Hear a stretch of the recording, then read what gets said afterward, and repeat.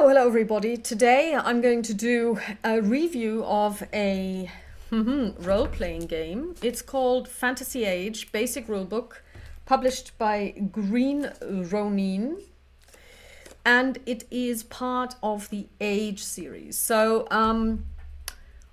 I have reviewed very many different systems on my channel, and usually I do this because I'm either going to play them or because I find them intriguing. Today I'm doing this because obviously, with someone having gone off the deep end, one very big role-playing game publisher, I'm looking for a new fantasy role-playing game, which is not one of the systems that we're currently playing on my channel for various reasons. So I'm now actively reading new material, trying to find new things that we can play, and I came across Fantasy Age. I've also ordered Dungeon World, which is something that's powered by the Apocalypse, and of course those of you who are patrons have had the chance of watching us play another powered by the Apocalypse game, namely Monster of the Week, and I did the Shadow Dark starter kit last week. And of course, I'm still waiting for the Kickstarter, and hopefully, I mean, there has been an update from Arcane Library. She's still hoping to be able to publish the Kickstarter on February 28th. So we'll see, 2023 that is, and we'll see where we stand with this. So Fantasy Age was in the mail today, and this is the English version. It's a little bit difficult to find in Germany, I have to say. And generally speaking, somebody said, oh, well, you know, Green Ronin really need to give this some more love because on their website, I mean, the character sheet is just awful. And the support for Roll20 is also just awful. But that shouldn't detract us from anything because we are looking for a new system.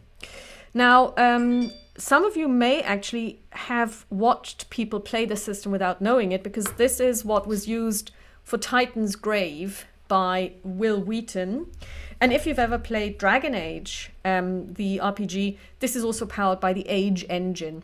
Now, the good thing about and there are many of things that I like about the engine, because I did play Dragon Age for almost a year in a campaign, and I remember the system fondly. But first of all, it's quite easy to understand. It's medium rules. It's not rules light, but it's medium rules. But it doesn't go overboard with power creep and what the characters can do at higher levels. And I think it's very manageable. It is played using 3 d6s. So I've got my 3 trusty d6s here. And it is also a system that exists in parallel for different settings. So there is Fantasy Age, which of course is a fantasy setting, and then there is also Modern Age. And I've never watched Titan's Grave, but I have been told by my partner in crime that that's actually a sci-fi setting. So, of course, the some of the abilities and some of the foci that exist in the game will probably be different for different settings, but the basic mechanics should be the same. So when we look at Fantasy Age, what do we actually get? Well, the book itself is rather slender, and there's only the one book that you need. And there's one part that is for everybody, and it deals with character creation, character advancement, magic, etc. And then there's a separate part for the dungeon master or games master, whatever you want to call them, storyteller, where they also give you some advice on how to run a game, what kind of problems to expect, how to deal with certain types of players, etc. But for me, one of the most important things when looking at a system is character creation. Do I feel that if I want to pitch this game with somebody, I can do so confidently? I always try to create a character myself first. And if I feel that I don't get it, then that's a big no-no already, because then there is something usually fundamentally wrong with the system, because character creation should not be a chore. I don't expect all character creation to be as fun as RuneQuest, where you actually live through the story of your ancestors till you get to creating your own character, which I really love. It only means that, unfortunately, RuneQuest is a system that we cannot consider for future play because it's completely rooted in the world of Glorantha. So basically, it's not possible to just take it and put it somewhere else or use it for your own homebrew campaign unless it's based in Glorantha. But it should also not be something where you spend ages. I remember doing Pathfinder First Edition characters, and it just never ended. Creating the first character easily took us 3 hours, and that was a chore.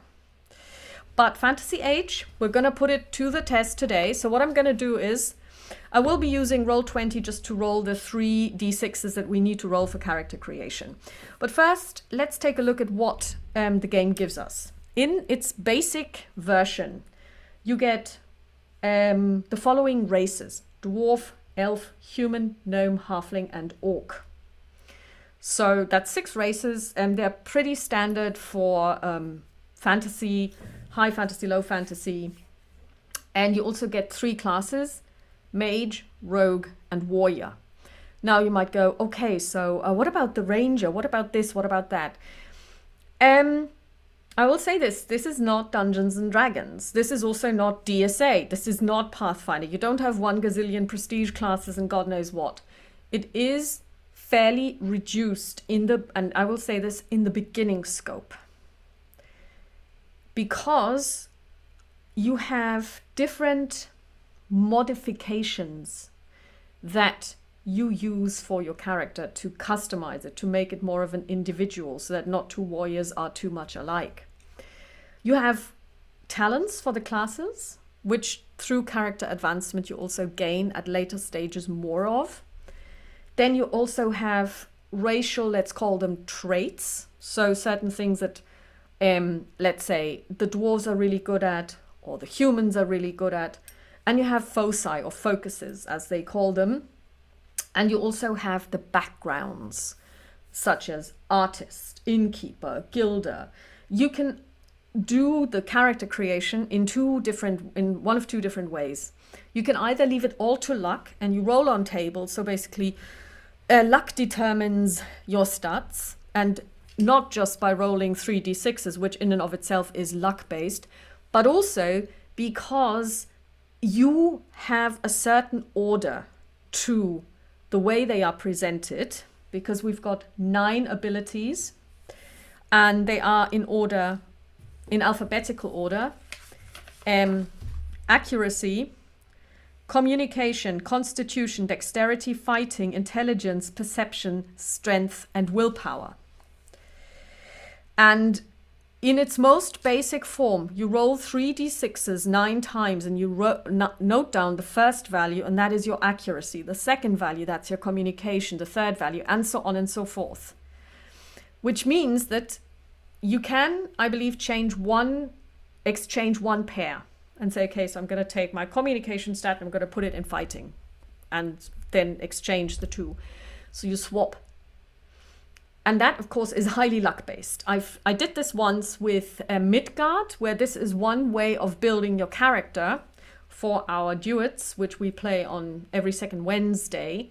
So I actually created the character that I impersonate, as it were, using this method. So you have all of the abilities in order and you just roll, and every time you roll, you just assign it to the relevant ability that you're at now. And then you have a character with different stats, and then you have to find the class that this character belongs to, because you may want to create a fighter, but strength and constitution are really low, but they have a very high magical ability. So, oh, I guess I've created a magic user. That's actually what happened. I didn't want to create a priestess. I ended up creating a priestess, but hey. Or you can also say, no, I'm just going to roll 9 times, and then I'm going to take and assign the values the way I want them to be assigned, because I want to play a certain class. And this is the 2 ways. But you can actually keep up the randomness by also rolling on the background.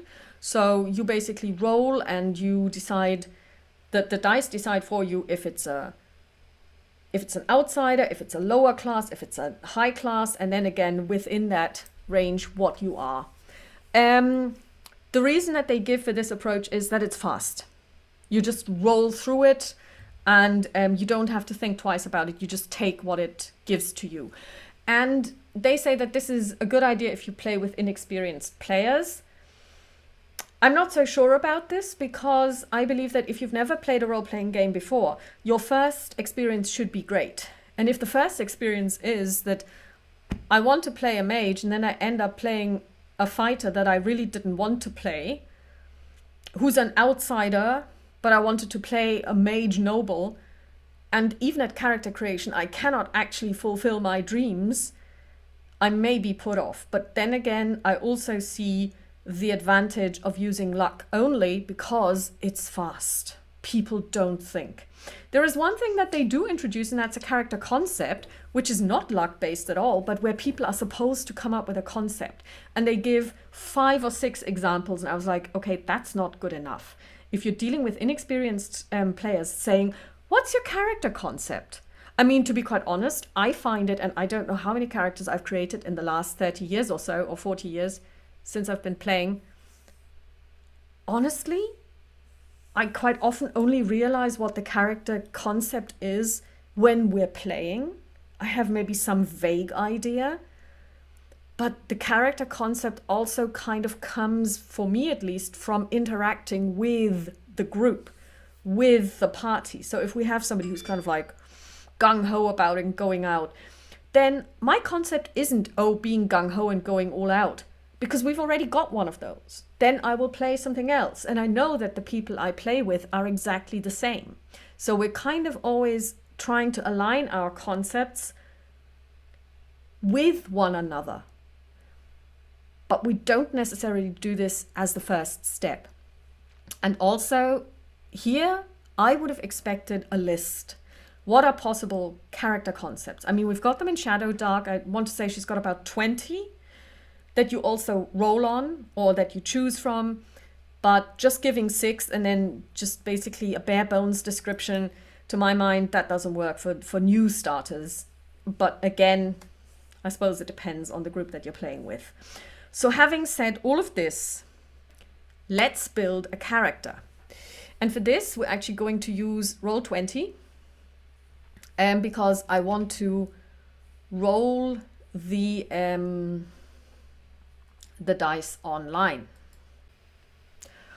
So now let's try this. What we're going to do is we are going to create a character, and we're going to use Roll20 as our dice roller. So as I said, we need 3d6s, and by the way, I'm now using OBS to record this because Zoom hates me. Usually it's fine, but today it isn't.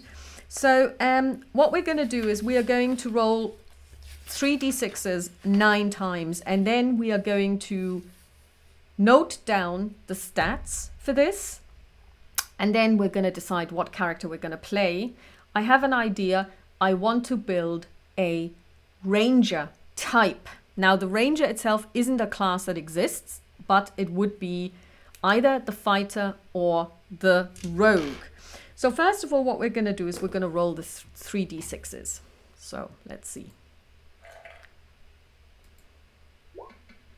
We rolled a 10.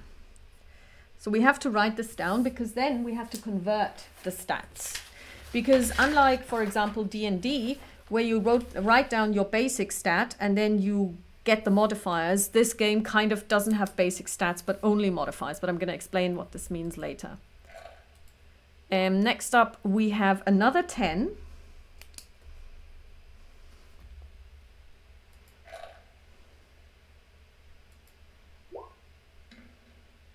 And a 7.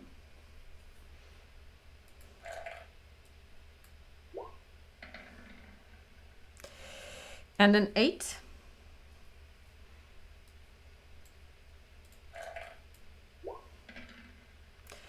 And a 6.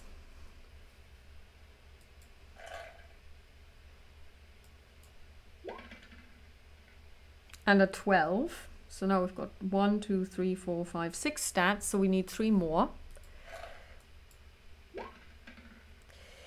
And an 11.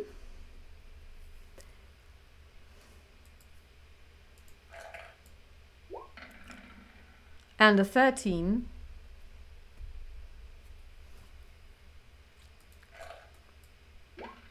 And finally, oh, a 15. Okay, so now we need to convert these stats, and the higher the better. The conversion is given in the rule book, and the conversion is as follows. If you roll a 3, which we don't, you get a -2. A 4 is a -1, a 5 is a -1, a 6 is a 0. So we do have 1 6, so that equals 0. A 7 is a 0 as well. We have 1, and an 8 is also a 0. So we have 3 zeros. A 9 is a 1. We don't have that. A 10 is a 1. We've got 2 10s. Then we've got 1 11, which is also a 1. And we've got 1 13, which is a 2. And we've got a 15, which equals a 3. So, 1, 2, 3, 4, 5, 6, 7, 8, 9. And we've also got a 12. I overlooked this. This is also a 2. So now we know our basic stats. Now we need to assign them to accuracy, communication, constitution, dexterity, fighting, and so on and so forth. So in order for us to be able to do this, we think about what we would like to become. Now I said I want to build a ranger type. So let's take a look at the classes. If we look at rogue, the rogue has as primary ability accuracy, communication, dexterity, and perception. So you would want these to be the highest. And you can have different class powers. So as a starting talent, you become a novice in one of the following talents: contact, scouting, or thievery. Okay. Now scouting is something that your ranger would do. So let's check where scouting actually sits.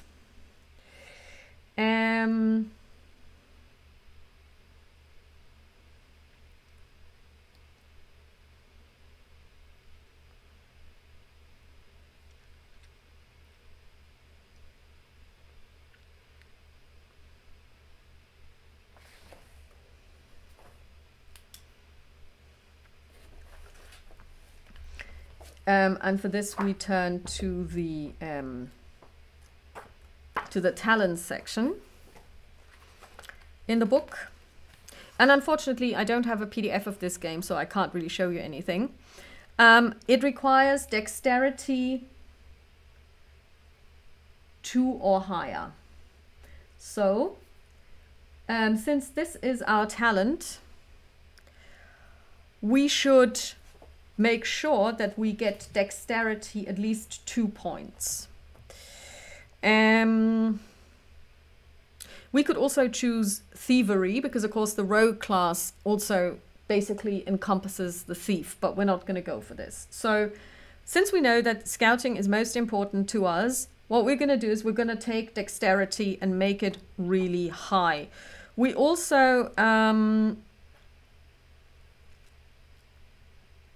have the ability of pinpoint attacking, which allows us that once per round we can add 1d6 to the damage of a successful attack if our dexterity is greater than our opponent. So again, we want dex to be as high as possible.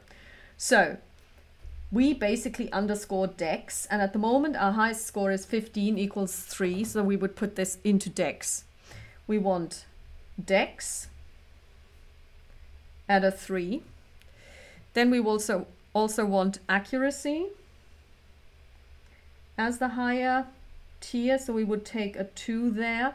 I will also go with perception. We have a 2 there.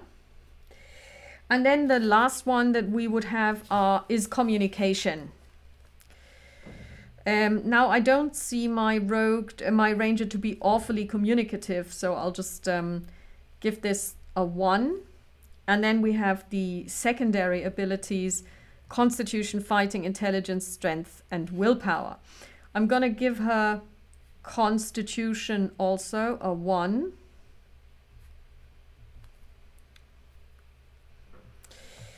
And. And let's put a 1 in fighting as well.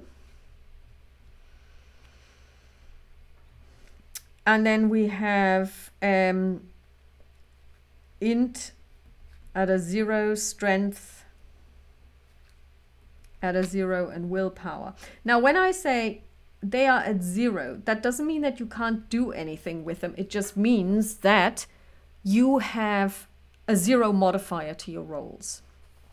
So that's now the abilities done based on the role that I want to play. I want to be a ranger. Okay, so what we now do is we take a look at our race. Now, as a race, I've chosen human because I always play humans when possible. And the humans get +1 to their fighting ability. Now, we've got fight at 1 already, then we give it a +1 because of being human. We get 2 ability focuses. We get 1 ability focus, either riding or swimming. Now, riding is dexterity based, so one might go, okay, well, riding, that's a big, like a no-brainer. However, I don't actually think that she has a horse. She is a ranger that's probably lived away from home in a wood, in a forest, so she doesn't really have a horse, so she would never have learned how to ride. So we're actually going to go with Constitution swimming as her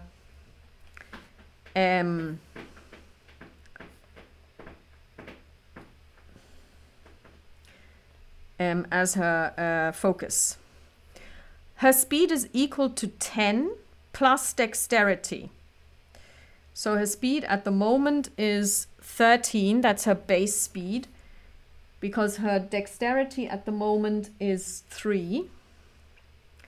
And she can speak and read the common tongue. Now, we get to roll twice on the human benefits table for additional benefits. So we roll 2d6s for this. And if we get the same value twice, then we just re-roll.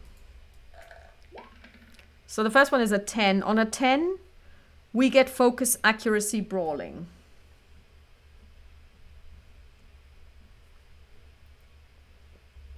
That kind of makes sense. I can imagine that she's kind of like the Aragorn type that sits in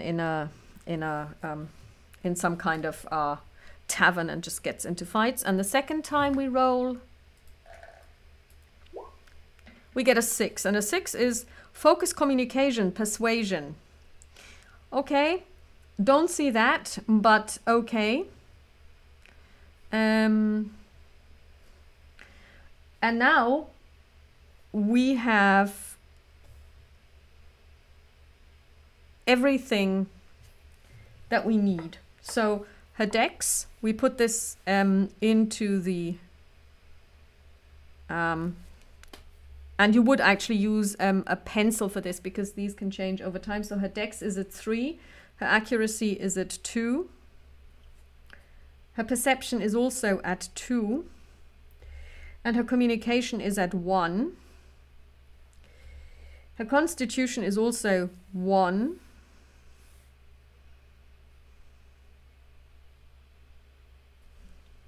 Her fighting is 2, because we get 1 + 1.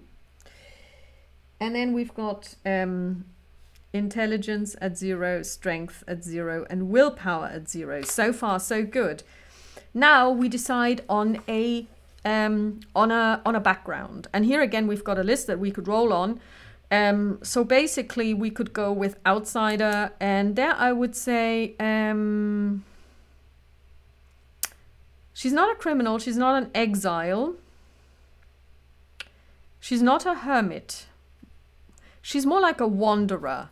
And there we get to choose the focus, either constitution, stamina, or intelligence, navigation. And I think that I will give her intelligence, navigation as the focus.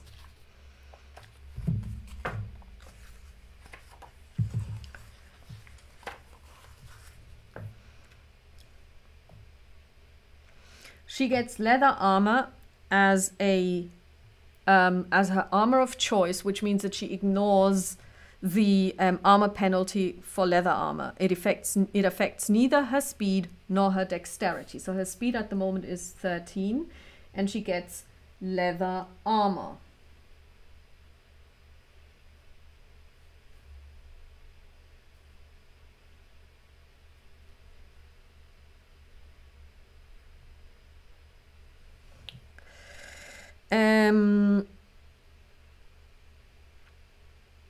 And she has the talent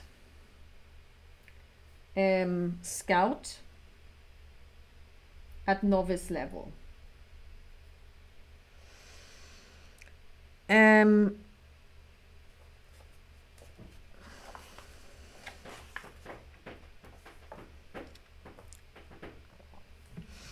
So now, of course, we need to look at hit points. Now, where are they?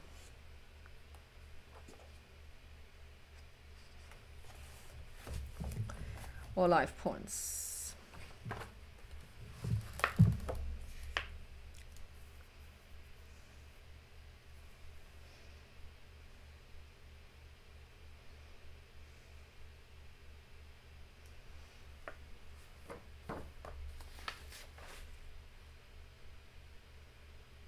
Oh, it's called health. So let's take a look. That's on page 39. That's actually quite late in the game when I look at the character creation. Health and healing. Health measures blah, blah, blah. A character's fitness. Health is fairly abstract.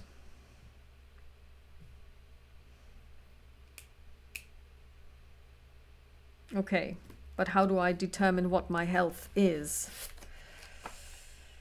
Maybe it says so under the abilities.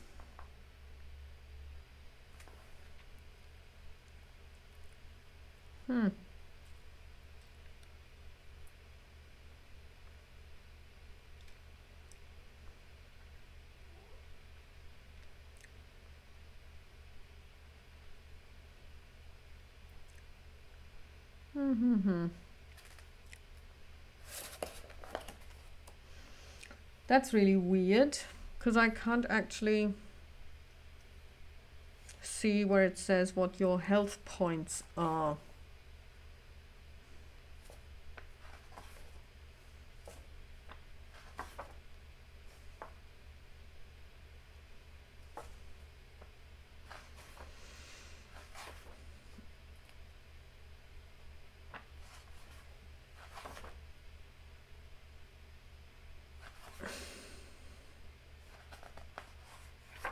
Defense. Defense is 10 plus your dexterity. So at the moment, her defense is 13.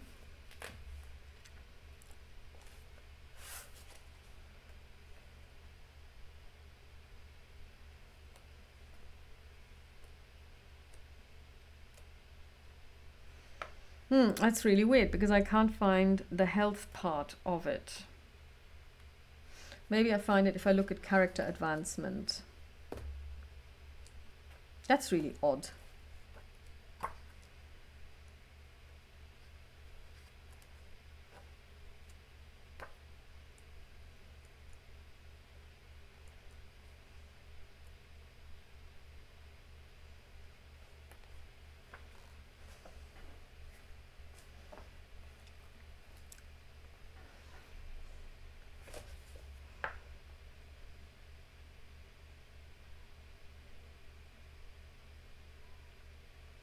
It says your character's health increases as you gain levels. You gain 1d6 plus constitution at levels 1 to 10. But it doesn't say what your basic health is. Now it would be nice if we actually had the PDF of this because we could search it.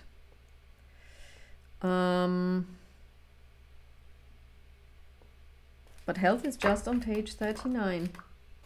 That is actually ridiculous. I mean, the index is already bad.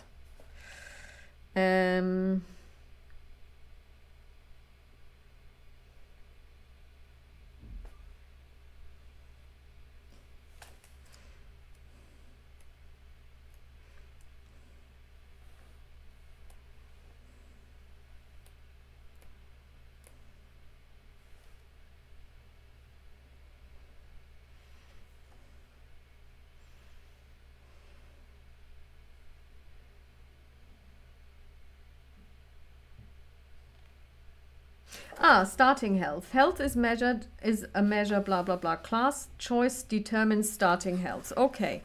So, blah, blah, blah.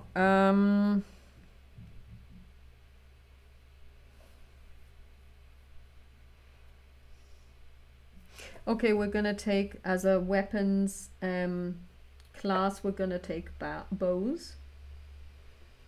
We're going to take bows. And let's take a look. As a rogue, you're blah, blah, blah.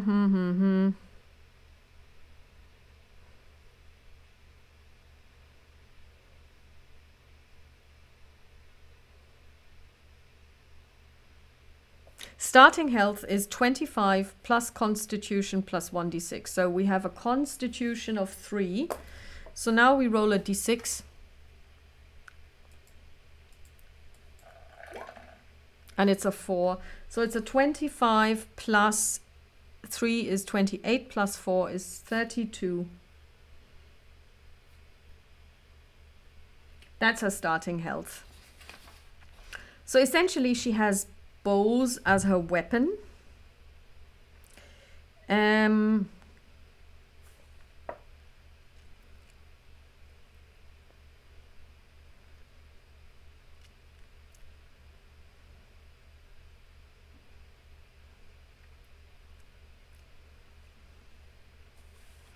So we're gonna, I suppose we get this as well.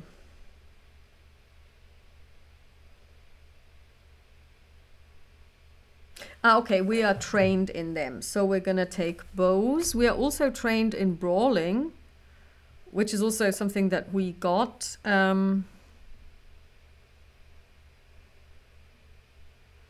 Oh, we get all of them, light blades and staves. So we are quite versatile when it comes to fighting. We can use brawling. We can even use this twice because we also got it from our being human and rolling on that, and light blades and staves. So that's really good. So we can use those without any penalties. So now we actually have a full character, and this has taken us 25 minutes in all. And now we are good to go. This character is now good to go. So essentially, one thing that is, in my opinion, quite unique about this game is you play, as I said, by rolling 3d6. Now, the 3d6s should have 2d6s of one color and then another d6 of a different color, and that's the so-called stunt die. Because as you roll your tests, as they are called, you roll 3d6s, and if 2d6s show the same number, you gain a stunt, or you gain stunt points, which are determined by the stunt die. So you have stunt points between 1 and 6 max, and then you can use them. So there are, for example, stunts for exploration. So if you manage to roll and gain 2 stunt points, you can do a speedy search. You complete your test in half the time it would otherwise take. So let's say you are in a castle and you are trying to search this place before the guards find you, and you happen to roll not even particularly well. You just beat the DC, as it were, the difficulty rating, the DR, and you happen to roll a stunt, so twice the same number, and you gain and you generate 2 stunt points. You can use this to say, oh, I'm finishing this in half the time. So when the DM has already started sending the guards towards you, you know, you may beat them to it. Or on a 4, you have a resource at hand. You choose a focus that you don't have that falls under the same ability as the test you're making. You're considered to have that focus until the time or venue changes. Super. That's a lot like, for example, the preparedness ability that you have in Monster of the Week. Then there are role-playing stunts. Stun silence. You are so impressive that you leave all those who witness your display completely dumbfounded and unable to speak. Then, of course, you have stunts for combat as well. And I would say I'm pretty sure, I haven't checked, that there are people out there who have also created stunt tables, customize them. And it's also something that your group could come up with. If somebody describes and says, oh, I'm going to have the following effect because I rolled 4 stunt points, or I gained 4 stunt points, then I can use this because, you know, what I did was so awesome. And you kind of go, yeah, go for it. Immediate success. And the more stunt points you generate and spend, the more awesome and epic your result becomes. So this is now a very brief overview of how to create a character in Fantasy Age and the Age Adventure Game Engine, so AGE. And so far, I'm actually quite happy with this. I think creating a character is easy and quick. And yeah, so maybe we will be using this on our channel at some point to even just do a one-shot to kind of get a feeling for how the system plays. But for the time being, that's me with Fantasy Age from Green Ronin. Talk to you soon. Bye.